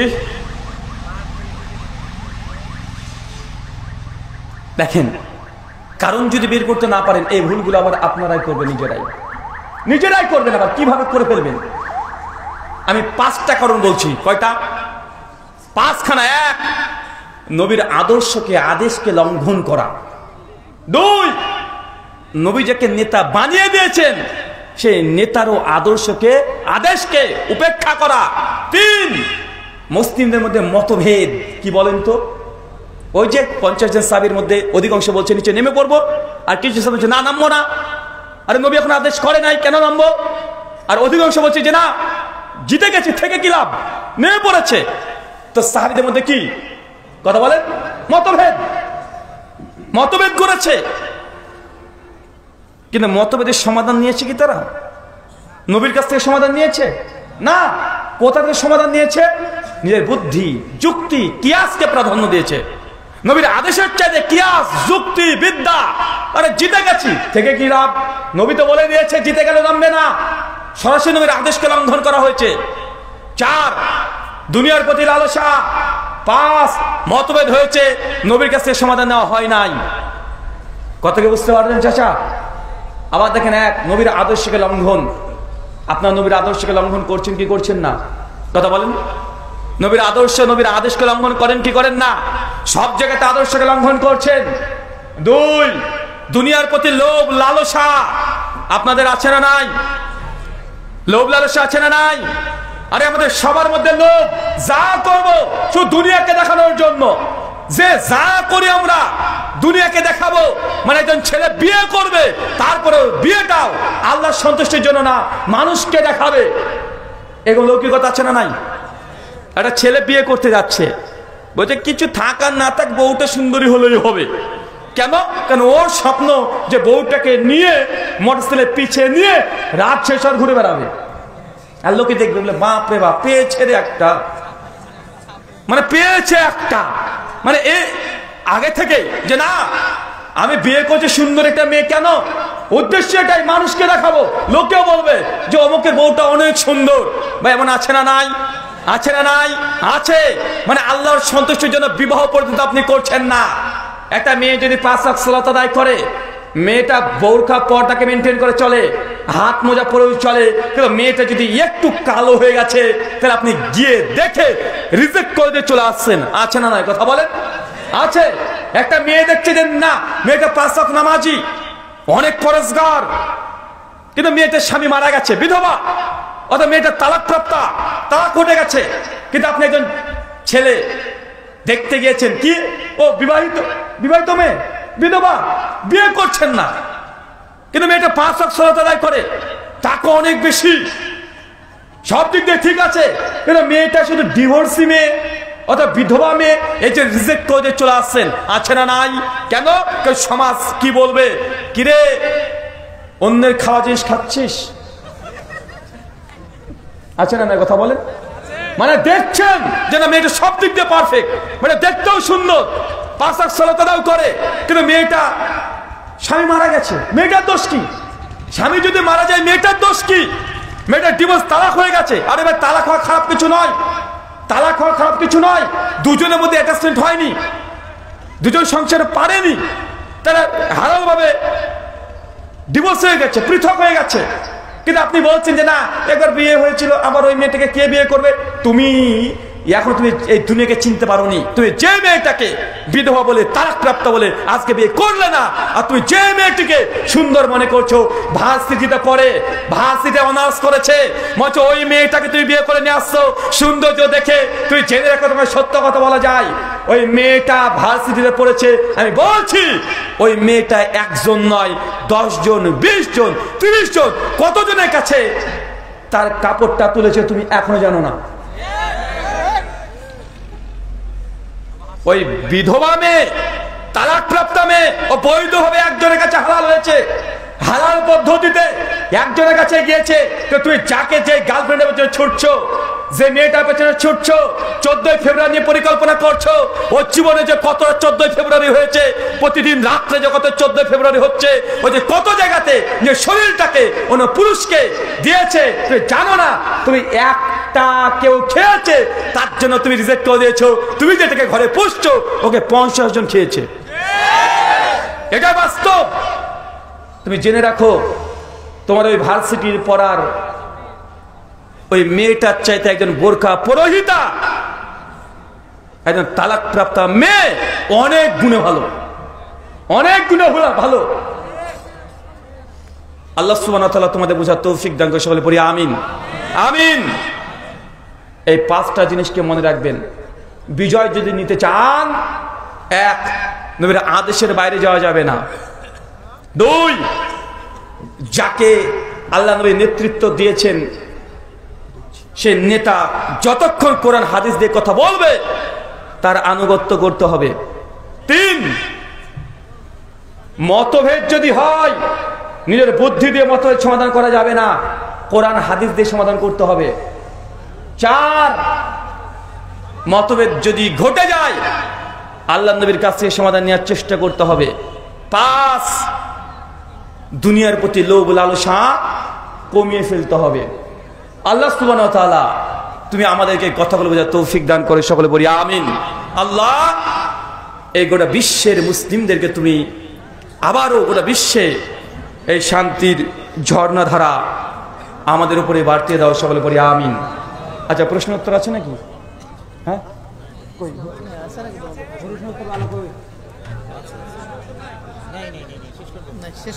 প্রশ্ন উত্তর নেই। শুকরান, জাযাকাল্লাহ খায়রান, বারাকাল্লাহ ফিক।